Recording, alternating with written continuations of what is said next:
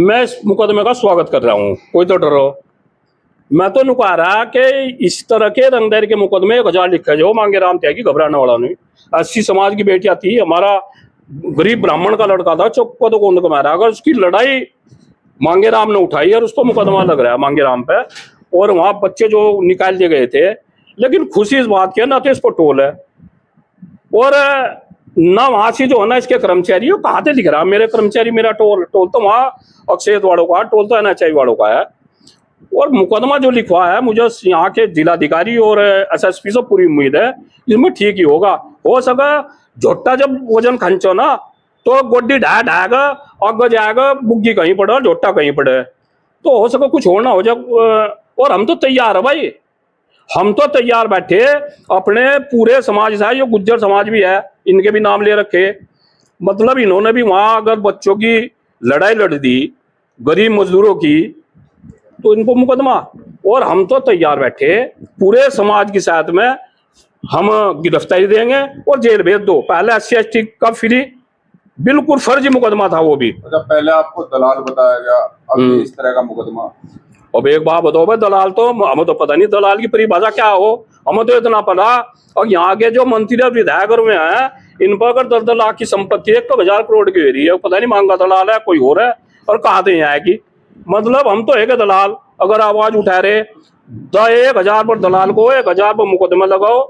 और मांगे राम त्यागी घबराता नहीं। अगर किसी भी ब्राह्मण को और किसी भी समाज के गरीब आदमी को या किसान को या SC समाज को आफत आती है, तो मांगे राम त्यागी पे ऐसे 1000 मुकदमे हो जाओ, मुझे घबराने की वो नहीं है। अच्छा, एक ऑडियो खूब वायरल हुई थी, तेल की बात होती है, उस पर कार्रवाई हो। मैंने SSP साहब को कहा था अगर उसमें मांगे राम त्यागी का कहीं भी वो हो तो मांगे राम त्यागी जेल जाने को तैयार हो, उस पर बिल्कुल उस ऑडियो पर कार्रवाई होनी चाहिए। इतने दिनों बाद इसमें मुकदमा लिखा गया, इस प्रकरण में शांत हो गया था पूरी तरह से।